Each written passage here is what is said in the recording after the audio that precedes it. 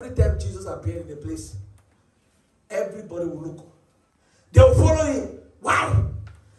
He was beyond the jurisdiction of man. His words were heavy. His utterance were beyond human comprehension.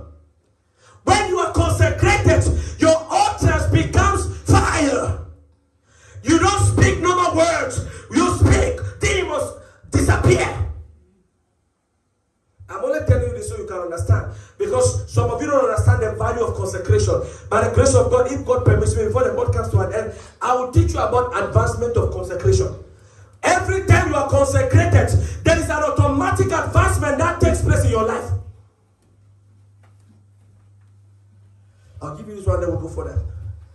Consecration is the devoting or setting apart of anything to worship God. I want to ask you, what have you set apart in your life? Tell me. How many times, what have you set apart in your life? There are people, some people don't even have Bible. So what is your setting apart? Tell me.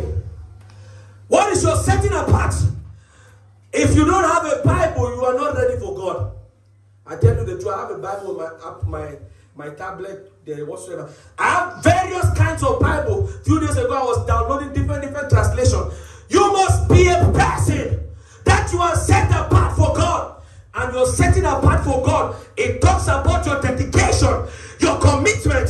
What are you committed to? This thing that we are doing is just to exhort you people. What you do after here is what determines what happens next. I'm telling you the truth. So I want to share with you some two types of consecration quickly, if God permits. The first kind of consecration is consecration to God. The word consecration to God is walking with God. Ladies and gentlemen, your destiny and your existence, it requires you walking with God. I'm coming to the second type of consecration.